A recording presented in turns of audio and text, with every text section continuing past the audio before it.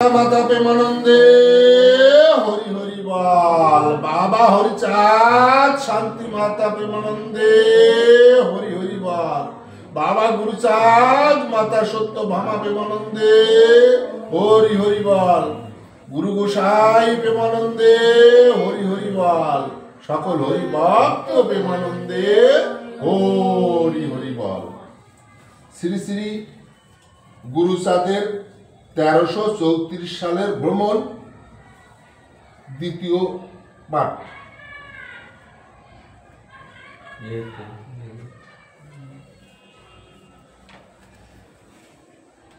মালঞ্চের বাড়ি ভরে জ্বলিছে গেল, নৌকা দেখে তারা বলে কারা হে তাই। জবাব না দিয়া তরি জোরে দেহে যায়, তারা বলে ওই মালঞ্চ শীঘ্রই চলে আয়। ঠাকুরের নৌকা দেখ ওই গেল চলে, আয়োজন করে তোরা এ হলো কপালে।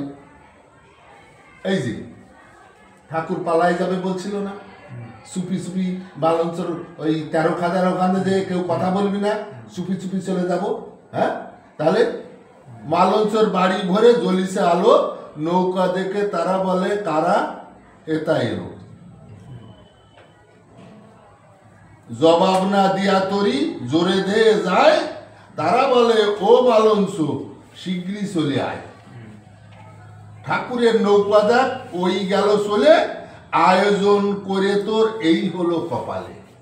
তা তুই যে এই আয়োজন করলি, এত কিছু সারা বাড়ি আলো জ্বালাইয়ে ইটি করলি যে ঠাকুর আসবে, তা ঠাকুর তো ওই নৌকো জোরে বাইয়ে চলে যাচ্ছে, তা তুই এত বন্দোবস্ত করে তোর কপালে কি হলো?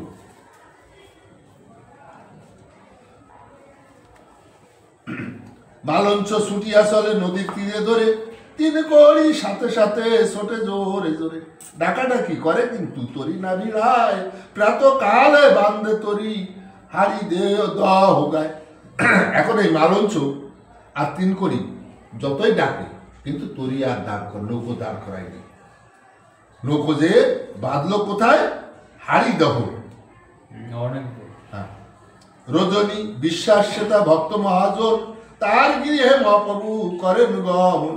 মালঞ্চ আসিয়া সেতা করিল কান দিয়া, সান্ত্বনা করিয়া প্রভু দিল ফিরাইয়া। শিয়ালি গ্রামেতে পরে হইল উদয়, শিরোমণি নামে ভক্ত সেই দেখ সে রয়। তার ঘাটে যেতে খাল কচুরিতে ভরা, কোনোভাবে নৌকা নেবে ভাবি সে মতুয়ারা। এখন এই যে শিয়ালি যাবে, কিন্তু শিয়ালি যেতে গেলে যে নদী, সেই নদীতে কচুরি পানা করত। এখন ওই যারা নৌকার দাঁড় মাঝি যারা আছে, তারা ভাবতেছে এই কচুরির নদীতে কি করে নৌকা নিয়ে যাবে। তখন কি হলো? জনে জনে হাতে ধরি কচুরি ফেলায়, অল্পকাল মধ্যে খাল পরিষ্কার হয়। জিয়ানি সে শিরোমণি অজ্ঞ লোকে কয়, সবে নম শূদ্র তার জিয়ানি কোথায়। পত্নী তার ভাগ্যবতী সাদী অতিশয়, তার পাঠ খেয়ে প্রভু বহু খুশি হয়। আহারান্তে হলো সেটা সবাই আয়োজন, বহু দেশ হতে আসে নমশূদ্রের। সবা জনে ডাক দিয়া বলে দয়াময়, নমশূদ্র ভাগে ভাগে মোটে ভালো নয়। এখন এই যে নমশূদ্র ভিতর বিভিন্ন পদবি খাড়া হয়েছে, জেলে মুখ তমুক। হ্যাঁ, তা ঠাকুর কি বলছেন? এটা ভালো না। নমশূদ্র তো নমশূদ্র, সবাই নমশূদ্র, ওর মধ্যে আবার আলাদা কিনা, এটা মোটে ভালো কাজ না। জিয়ানি কি ধানি কিংবা অন্য পরিচয়, নমশূদ্র পক্ষে তাহা মন্দ অতিশয়। এই যে আলাদা আলাদা জিয়ানি ধানি নানি এই যত সমস্ত পদবি, এগুলো নমশূদ্রের পক্ষে মোটে ভালো নয়, এ অতি মন্দ। ঠাকুর বলছে একমাত্র নমশূদ্র সত্য পরিচয়, অন্য কোন নাম কেহ বলো না কোথায়।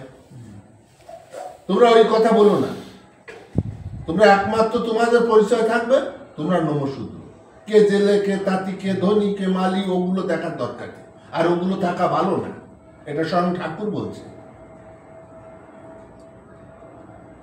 কালীচরণের বাড়ি কাকদিয়া গ্রাম, তার বাড়ি চলিলেন প্রভু গুণধাম।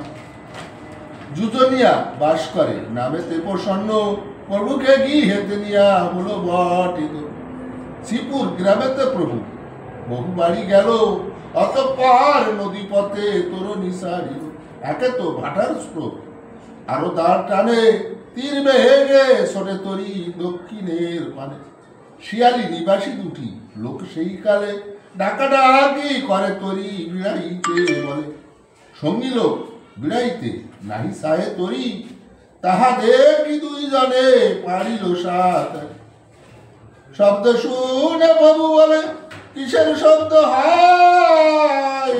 দাড়ি মাঝি যারা ছিল সবে করে খায়। দুই ব্যক্তি আপনারে নিতে চাই কুলে, পরাণ ভজিবে তারা কুলে নাই গেলে, পরাণ তেজিবে তারা কুলে নাই গেলে।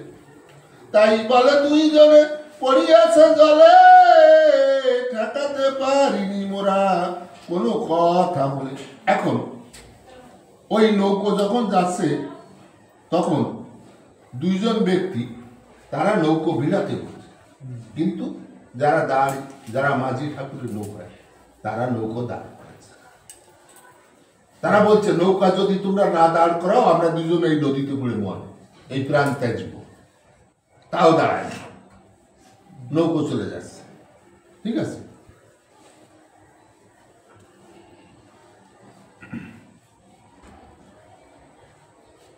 প্রভু কয় শীঘ্র করি তরুণী বিড়াও, আমারে যে নিতে চায় তাহারে দেখাও। এই হয়েছে ভক্তের পরীক্ষা। ওই যে বলে না, দরা আছে তো ছাড়া নেই, ধরবি যদি দরার মতো ধর। হ্যাঁ, তাহলে যদি কেউ দরার মতো ধরে, ঠাকুর তারে ফিরায় না। কিন্তু প্রথম শোটে তার বাড়ি আসে না। হ্যাঁ,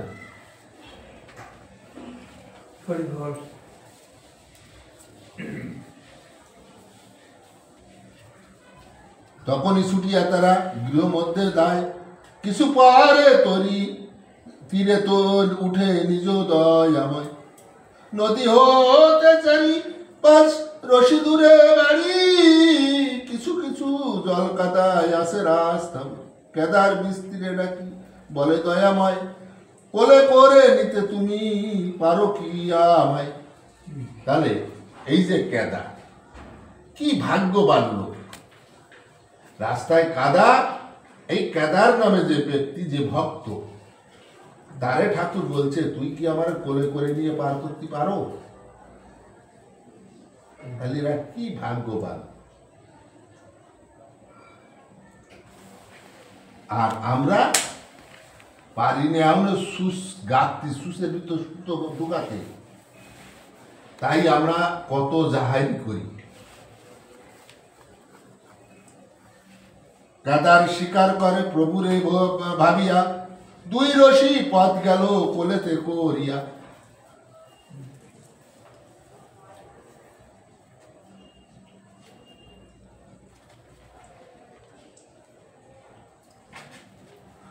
হেন কালে ডাকে প্রভু সে নীল রতনে, বলে মোরে কোলে তুই নেরে কি সুখনে।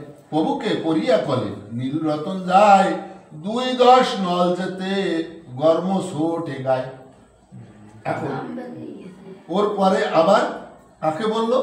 নীল রতন, যে তুই এবার আমার নেয়। তা ও 2-4-10 রশি যাওয়ার পরে মানে কোলে করে ঠাকুর নিয়ে, এত আর সহজ কথা না, গা দিয়ে আমি গাম বাড়ি উঠছে।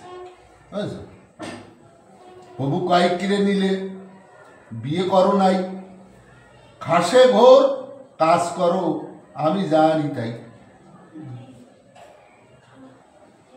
ব্রহ্মচারী সেজে নাকি হয়েছ গুসাই, গায়ে কেন শক্তি নাই বল দেখি তাই। ওরা কি বলছে নীলরতন, তুমি তো বিয়ে করো নাই, আমি তো শুনতেছি তুমি ব্রহ্মচারী সাজেছ, তা ব্রহ্মচারী যদি সাজো তার তো স্বয়ং পরিপূর্ণ থাকবে, গায়ে বল থাকবে, শক্তি থাকবে, তোমার তো কিছু ক্ষয় হয় না। হ্যাঁ, তাহলে তোমার গায়ে বল শক্তি নাই কেন? ঠাকুর এখন নীলরতনের প্রশ্ন করছে। কেদার আসিয়া পরে প্রভুকে ধরিল, সরাসরি বাড়ি পরে সভাতে জানিল। সভা করি গুরুসার বহু কথা কয়, সবাই অন্তে ধীরে ধীরে তরুণীতে যায়। তরুণী পৌঁছিল করবে হাট জলমায়, সেই দিনে হাটবার বুঝি গোল নয়। যত লোক হাটে ছিল তারা ডেকে বলে, কাহার তরুণী এই কোন পথে চলে? শ্রী গুরু চাঁদের তরি দাড়ি মাঝি কয়, বিড়াও এখানে তরি ওহে মহাশয়। এমন ওই দিন জলমার হাটবার হাটে যত লোক ছিল তারা ওই এখন অপরূপ শোভা, ঠাকুরের জ্যোতি একে আটকায় রাখা যায়, ওই জ্যোতিতে সবার মন ভুলে যায়। এখন সবাই আটের লোক দেখে বলছে এই তরিতে কে যায়, তাড়াতাড়ি তরি বিড়াও কিনারে।